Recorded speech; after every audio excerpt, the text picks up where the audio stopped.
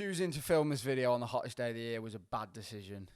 Yes, people, welcome back to the Jack Durkin YouTube channel, and I think today's video could upset a few fan bases. Today, I'm going to brutally rank all the Premier League managers, starting at the very bottom, going all the way to the very top 20 to 1. From tactical geniuses to gaffers that are absolutely stealing a living. In all fairness, the standard of Premier League managers is probably an all-time high, but there are defo still some gaffers in there that did their coaching badges with Jay Cartwright on Championship Manager. I took Woking from the conference to the Champions League in 6 seasons.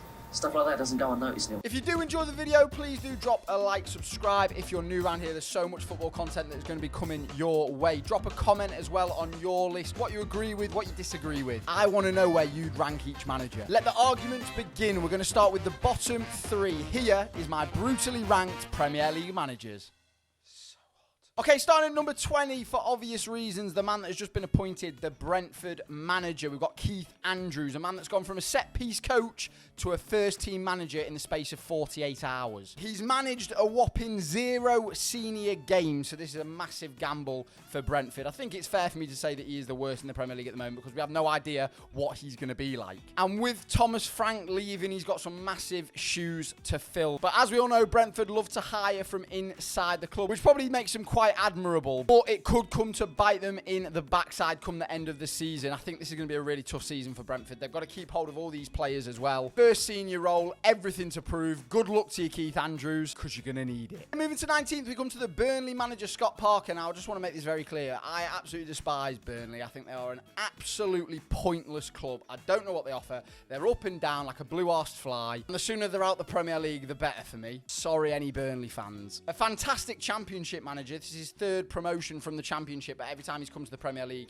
he's been absolutely stinking out the gaff. Obviously, a record 30 clean sheets last year for Burnley. They were unbelievable in the Championship. Still fell to the mighty Leeds, but that's another conversation for another day. Scott Parker will no doubt be trying to prove a point this time around. However, I don't think he will. Every time he's come to the Premier League, he's crashed and burned. I think Burnley will go straight back down, and I really don't think Scott Parker's a great manager in the Premier League at all. Okay, moving to 18th, we've got Regis Lebris, the Sunderland gaffer. Now, the reason I haven't put him below Scott Parker is because I didn't think Sunderland would come to the Premier League last season. He's done an absolutely unbelievable job, especially in the playoffs, because Sheffield United should have been the team to have got promoted, but obviously the Black Cats made it very, very difficult for them. Again, similar to Keith Andrews, this is his first stint in the Premier League. Obviously, he's been at Sunderland for a season already, and he did really well at the start of last season. Towards the end of the season, they had a terrible record, but he showed that that doesn't matter because in the playoffs, they managed to win it. I think these are the worst team in the Premier League by some distance, the worst set of players as well, and obviously they've just lost Joe Bellingham. I know they're signing Diarra, I think, from Strasbourg, but even still, Lebris has got a massive job on his hands. If he manages to keep Sunderland up the season, then I think that'll be an unbelievable job. Okay, the next 3, we're going to go with 17th, 16th, and 15th. First up, the 17th best manager in the Premier League, or the 4th worst, in my opinion, and I genuinely mean this, Ruben Amorim. I think this bloke is an absolute fraud. I know he didn't have a full season. I know he's come to a difficult club. I know Man United are not what they once were. His record since he took over at Old Trafford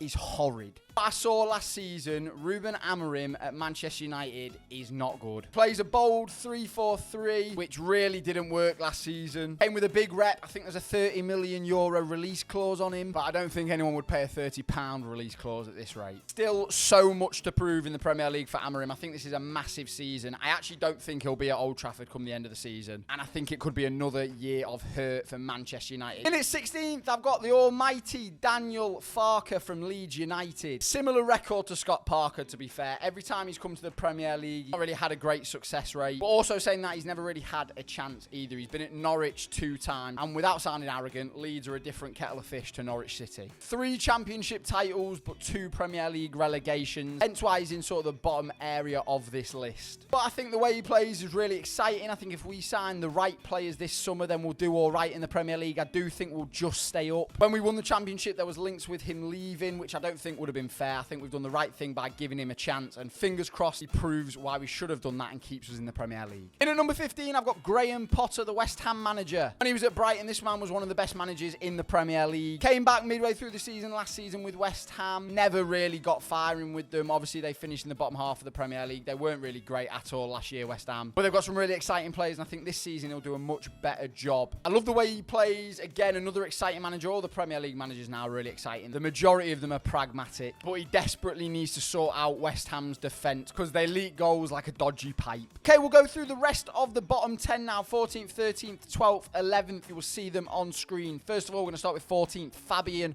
Hürzeler from Brighton and Hove Albion. When he came to Brighton last season, it was really exciting. The youngest manager to ever come to the Premier League. I think he's 31 or 32 now. Came with a good rep as well, guiding St. Pauli to the Bundesliga from the Bundesliga 2. The reason I've got him in 14th is probably because of his age, first of all. He's still got a lot to learn. And also with the players that Brighton have, I think they should be finishing higher. Obviously, I think they finished sort of 9th or 10th last season. And I'll be honest, I think they should be a little bit higher than that with the players that they've got. I think in time, this man will become one of the best managers in the Premier League. But for right now, I've got him in 14th. Okay, now in at 13, we've got the Chelsea gaffer, Enzo Maresca. A bit of Marmite at Chelsea with this man. Some people love him, some people hate him. Again, a bit similar to Hürzeler. I think he will go on to be one of the best in the Premier League, but at the moment, he's lacking compared to some of his competitors. And I know last season was a good season for Chelsea, obviously winning the Conference League. They finished in a Champions League spot. So that is a successful season for Chelsea. I just think they should be more consistent in the league and winning more matches, especially with the players that they've got. Obviously, very similar to his mentor in Pep Guardiola. Wants Chelsea to play very high. And the longer he's at Chelsea, I think the better they'll become because he is a good manager. But for right now, I think there are a lot better in the Premier League. In at number 12, we've got the veteran of the Premier League, David Moyes for Everton. Back on Merseyside for part 2, and he instantly lifted them from 19th last season to mid-table, and they were safe as houses. He's also had to come in and juggle all the PSR chaos that's going off at Everton and moving into a new stadium this season. I think this man is so underrated and underappreciated in the Premier League, and not just right now, but overall. To be honest, 12th is probably a bit hard, but the standard of Premier League managers is a joke. It's at an all-time high, like I said at the start of the video. So maybe Moyes is a little hard done by. In at 11, again, a manager that I absolutely love in the Premier League. We've got Marco Silva at Fulham. A club record last season of 54 points. I say he's made his name comfortably as a Premier League manager. A bit of a journeyman bouncing around some Premier League clubs. He's been at Hull, Watford and Everton, but now properly found his feet at Fulham. The Fulham fans love him, and he stabilised the club in the Premier League and transformed them to really a team that could possibly push for Europe.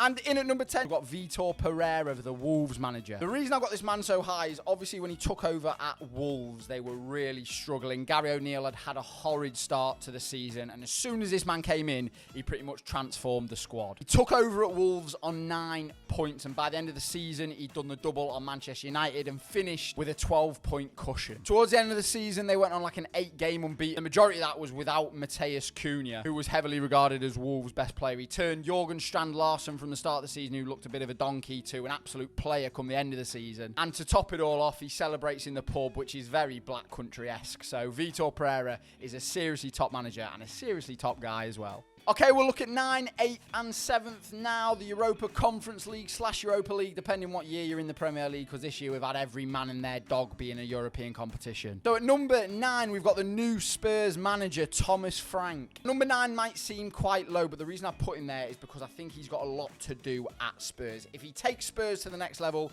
and gets Daniel Levy on side and makes some good signings and does what he's done at Brentford at Spurs, then he'll be one of the best in the league. Obviously, we've seen what he can do at Brentford, and I do think he's a really good manager. We've seen videos of him as well online where he looks like a fantastic man manager. He's driven by data, he loves his tactics, and he's turned Brentford to a comfortable Premier League side. Although, like I said earlier, Keith Andrews might stop that being the case. A massive challenge ahead for Thomas Frank. Will he do it? I don't know. If it was anywhere other than Spurs, I'd have said yes. I think it's a great appointment by Spurs. Obviously, very, very harsh on Ange, but we all know Levy is a cutthroat businessman. Will this business decision pay off? Time will tell. In at 8th, we've got Andoni Iraola from Bournemouth. I really, really like this man. I think he's unbelievable. He was actually once linked with Leeds. Hell, I would have loved him. And I think instead we got Jesse Marsh. That was a good decision. Set a club unbeaten run for Bournemouth. They finished in their best ever position last season. They fell off a little bit towards the end of the season. There was a point in the middle of the season where they were just on fire. The only worrying thing for Bournemouth next season is that they've lost a lot of their players. The majority of their back line has gone. Kirkez has gone. Zaberni's linked with PSG. Dean Huijsen's left. Kepa's left. So there's a lot for Iraola to do, but I think if anyone can do it, then we've already seen what he can do with the players he had last season. I think he'll do the same again. And then in at 7th, we've got the Forest manager in Nuno. Won 3 Premier League Manager of the Months last season, and obviously took Nottingham Forest, who were fighting for survival every single year, to push in for the Champions League. Again, similar to Bournemouth, they kind of fell off a little bit towards the end of the season, and there's obviously the infamous scenes where the chairman of Forest came onto the pitch to have a word with Santo. I really like Nuno as well, because he's a bit of an enigma. Just plays how he plays, counter-attacking football, doesn't really have possession, then will go up to the other end of the pitch inside of 30 seconds and score, which we literally saw happen with Anthony Elanga. Into the Europa League spots, or the OG Europa League spots anyway, the ones that I know. We've got 6th and 5th. In 6th place, first of all, we've got the Austrian Oliver Glasner of Crystal Palace. I love this bloke. Obviously won Crystal Palace's first ever major trophy last year with the FA Cup. Tactically unbelievable. He's got the best out of players like Eberechi Eze, who I know is unbelievable anyway, but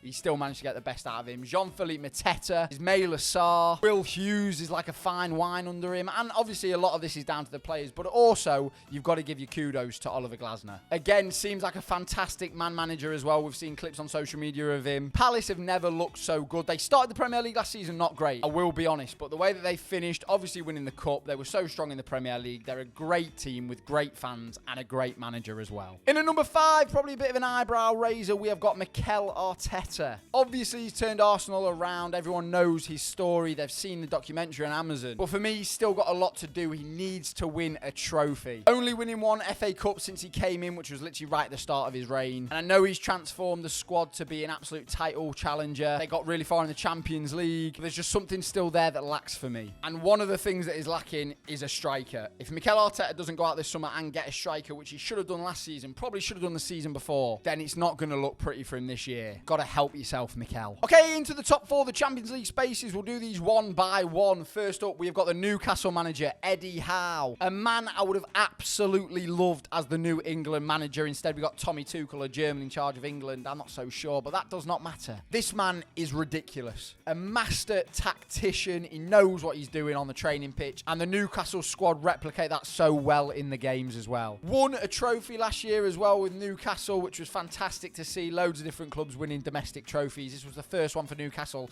in something like 70 years, so an unbelievable achievement. He even challenged for the top 2 come the end of the season. Arsenal nearly bottled it. Managed to get Champions League football back at St James's Park. I really like Eddie Howe, and I would love him at some point one day to be the England manager, because I think he'd be so successful for us. Into 3rd place, we have got the Liverpool gaffer, the Premier League manager of the season last year. We've got Arne Slot. Obviously won the Premier League in his debut season. 2 defeats in 34 games. Set Premier League records off the charts last year. First manager ever to win the first 6 away games. You're probably thinking why I've got him 3rd. I'll be honest, my only reason for this is that he's only done it for 1 season. I need to see more of it. Obviously, we've seen what he can do. Again, he was linked with Leeds at one point. Could you imagine if we got him as well? Let me reiterate, we chose Jesse Marsh. If he does what he's done this season again, and to be fair, he's made some unbelievable signings. Wirtz, Frimpong, Kirkez, they're strengthening absolutely. And it could make an already Premier League winning side into an absolute force to be reckoned with. I just need to see it for more than 1 season.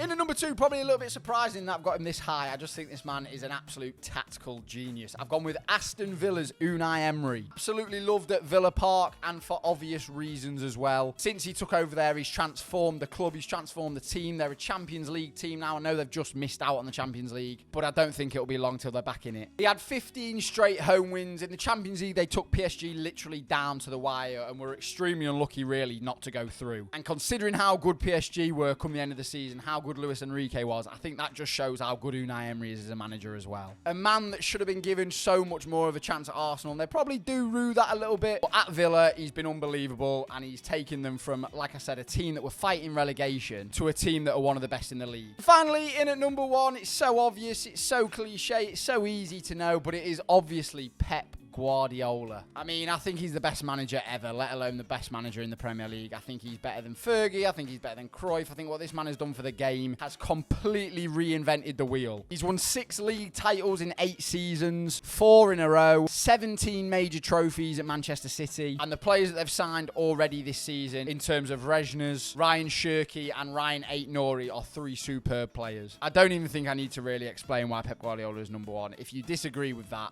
give your head a wobble. So there we go. That is my Premier League managers brutally ranked from 20 to number 1. Let me know what you think about that. I know there'll be a few in there that you're probably thinking, what on earth are you talking about, Jack? But let me know in the comments. Over the course of this video, my hair has completely deteriorated to just something that looks like I've been in a water park, so I apologise for that. If you have enjoyed the video, though, please do leave a like, people. Subscribe if you're new around here. Like I said, there's so much more football content coming. Collaborations, more stuff like this, challenges. The list goes on, so make make sure you're sticking around to see more. I'll see you all in the next video. It's always a pleasure, never a chore. When you leave, close the door. Take it easy, everybody, and I'll see you all very, very soon.